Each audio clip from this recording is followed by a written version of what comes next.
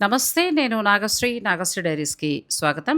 భూటాన్ అందమైన దేశం. ప్రకృతితోటి ప్రయాణం చేయాలి అనుకునే వారికి ఇదొక బెస్ట్ ఆప్షన్‌గా నేను చెప్తాను. చాలా రిలాక్స్ అవుతామండి. ఎటు చూసినా పచ్చదనంతోటి. ఇక మీరు ఎలా వెళ్లారు, ఏంటి అని చాలామంది అడుగుతున్నారు. లేడీస్ ఆన్ గో అని ఒక టూర్స్‌ని రన్ చేస్తున్నారు ప్రియ. తన ద్వారా నేను వెళ్ళటం జరిగింది. అయితే తనని నాకు నా ఫ్రెండ్ సుధా పరిచయం చేశారు. సో, నేను మా వదిన గారు ఇద్దరం కలిసి వెళ్ళాము.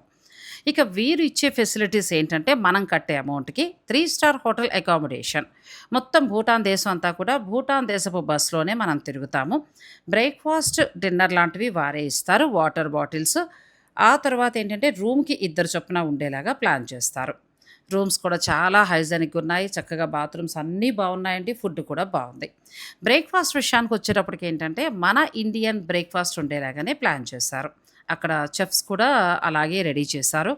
ఈరోజు మాకు బ్రేక్‌ఫాస్ట్ ఏంటంటే పోహా, పూరి కూర చేశారు. ఆ తర్వాత వేడి మంచినీరు మనకిస్తూనే ఉంటారు. వాటర్ బాటిల్స్ కూడా ఫ్రీ. ఇక నెక్స్ట్ ఏంటంటే కాఫీ, టీ అనేది మనకి దొరుకుతుంది.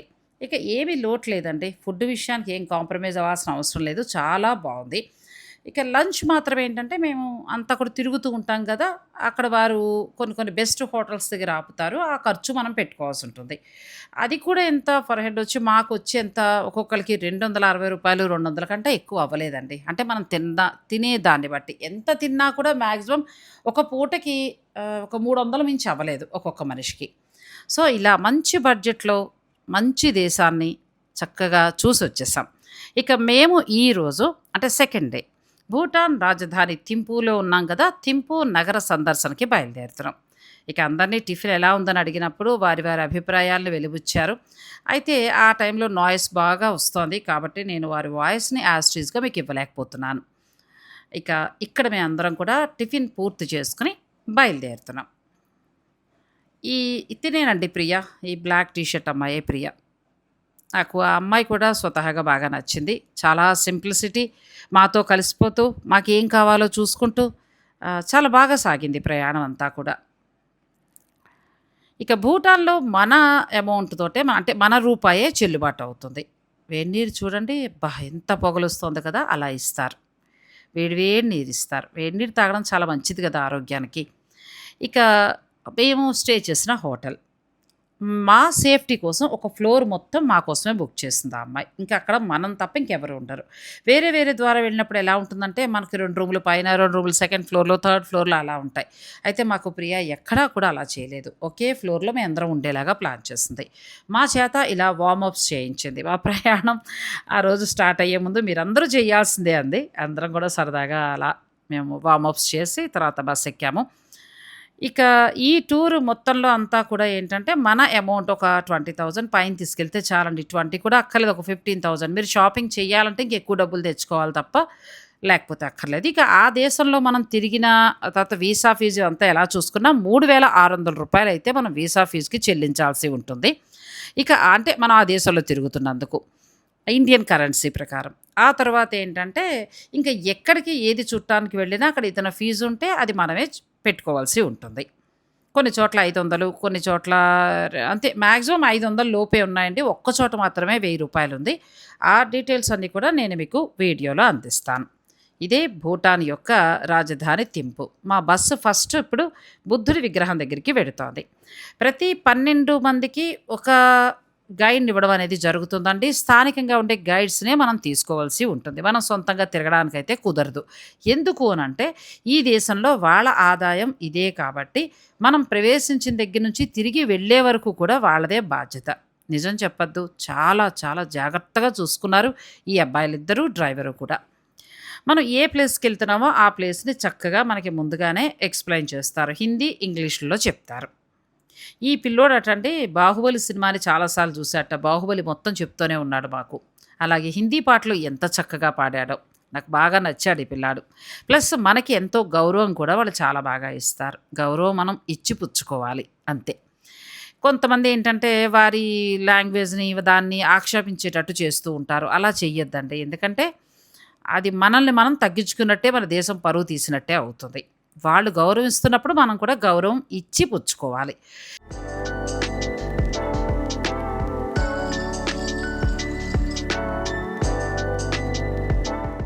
ఇక ఇదేనండి బుద్ధుడి విగ్రహం. ఈ బుద్ధుడి విగ్రహానికి సంబంధించి చాలా ప్రత్యేకతలున్నాయి.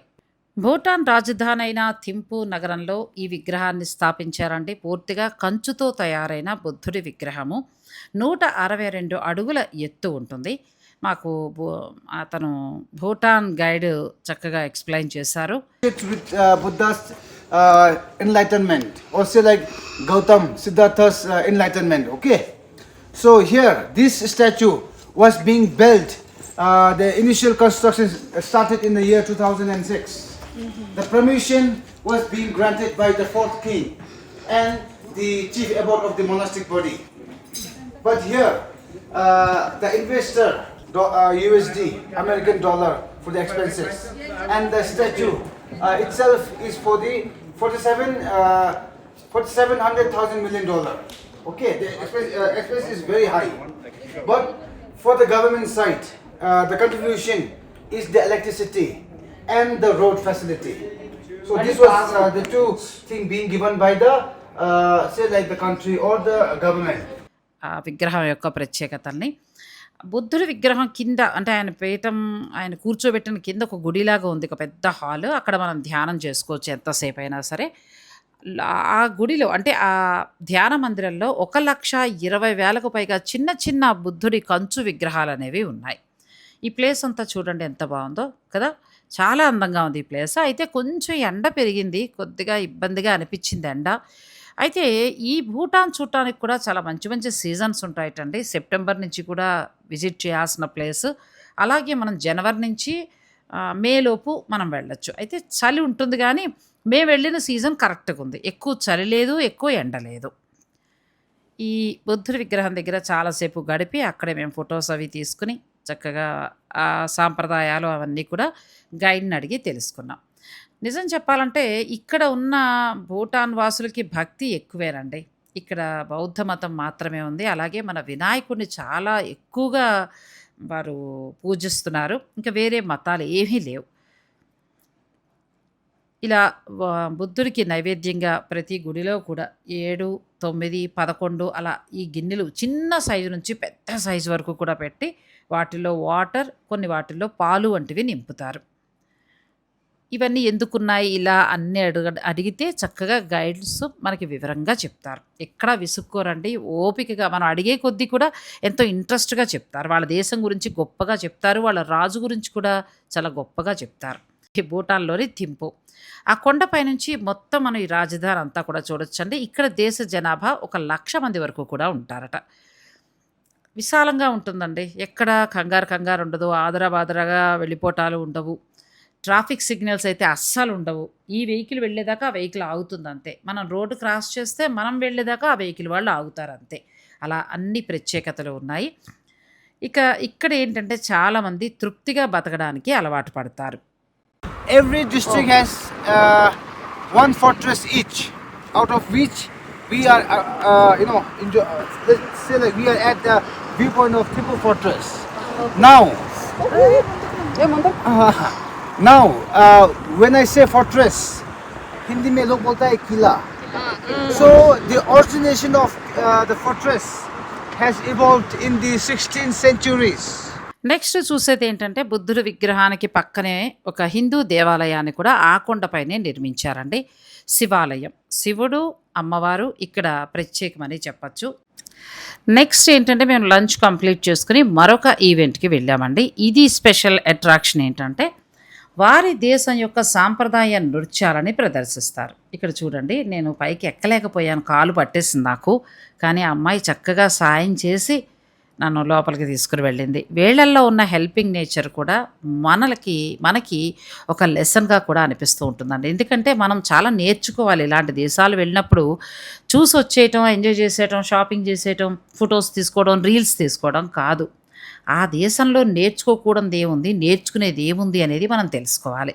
భూటాన్ నుంచి అయితే మనం చాలా చాలా నేర్చుకోవాల్సినవి ఉన్నాయండి.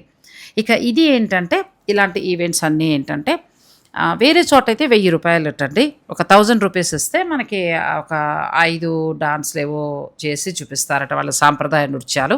అయితే మా గైడ్ ఏమన్నారంటే వేరే చిన్నదుంది అక్కడికెళ్దాము. మనిషికి 750 మాత్రమే తీసుకుంటారు.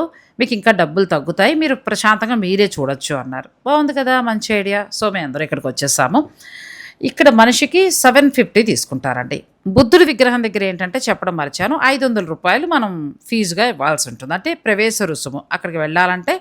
500 అక్కడ అయింది. ఇక్కడేమో 750. మనం ఈ ప్రోగ్రామ్ చూడటానికి ముందు వాళ్ళ సంప్రదాయ డ్రింక్ అయిన అది కొంచెం వైన్‌లాగా అనిపిస్తుందండి. అయితే పూర్తిగా వైన్‌లానే ఉండదు. అది కొద్దిగా మనకి ఇస్తారు. అంటే మర్యాద అనమాట. మనకి రాగానే మంచినీళ్ళు మనం ఎలా ఇస్తామో అలా వాళ్ళు మర్యాద చేస్తారు. ఇక ఇక్కడేంటంటే ఒక 8 మంది పిల్లలు వాళ్ళ దేశ నృత్యాల్ని మనకి చక్కగా చేసి చూపిస్తారు. మీరు కూడా చూసేయండి.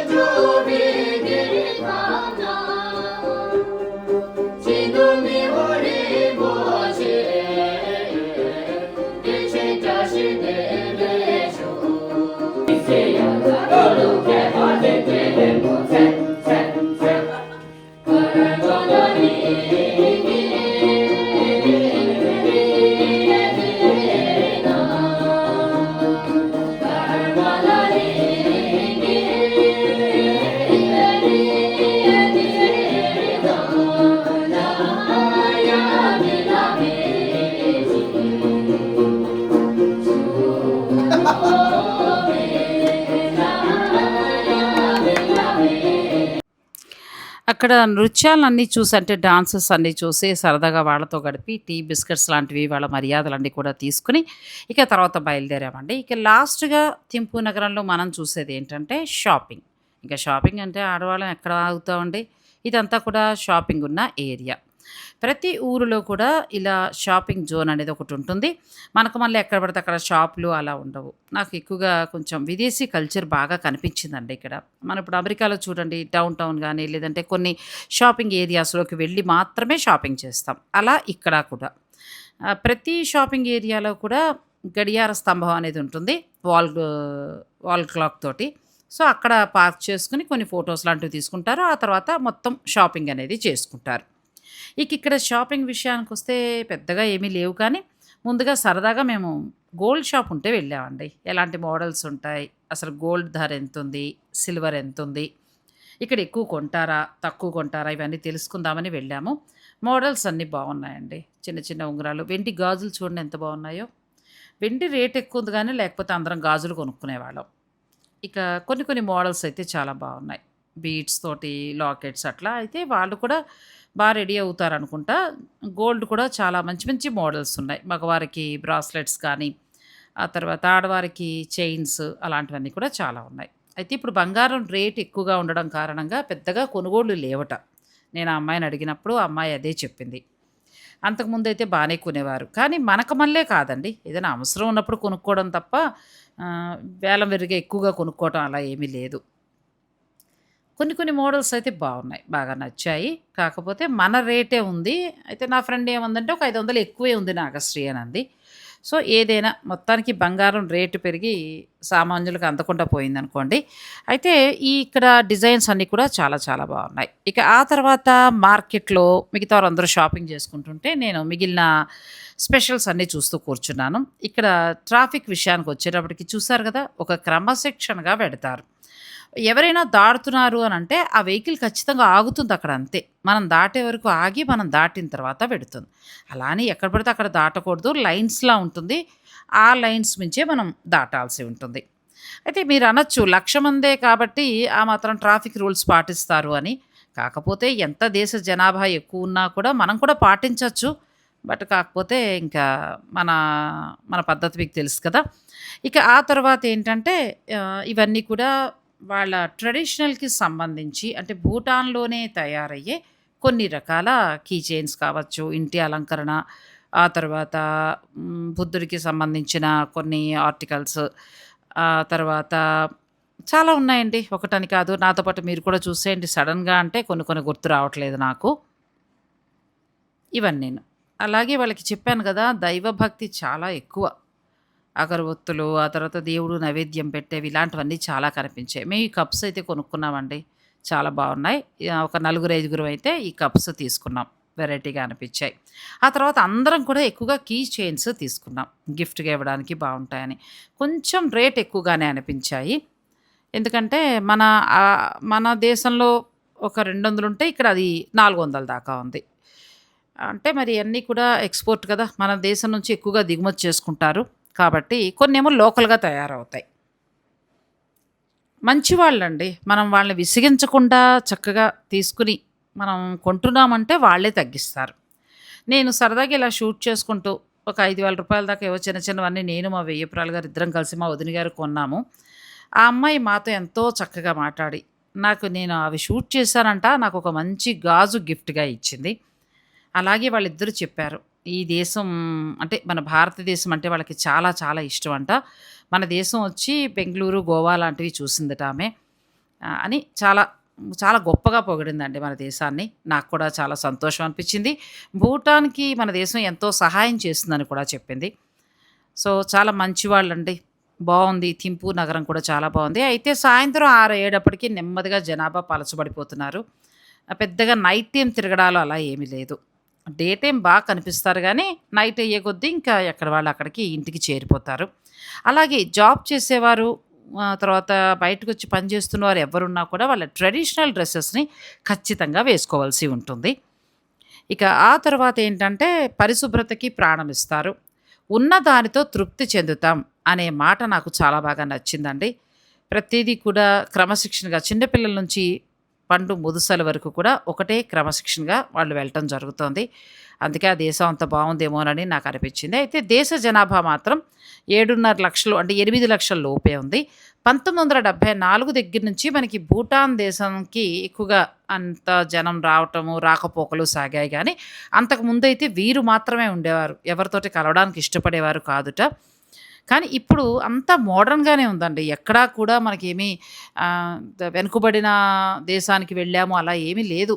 చాలా మోడర్న్‌గానే ఉంది. అన్నీ బ్రాండెడ్ ఉన్నాయి. లైఫ్ స్టైల్ మాత్రం వాళ్ళది చాలా బావుంది. Thank you. నెక్స్ట్ ఎపిసోడ్‌లో మళ్ళీ కలుసుకుందాం. రేపటివన్నీ కూడా వివరంగా ఇస్తాను. Thanks for watching. Please like, share and subscribe.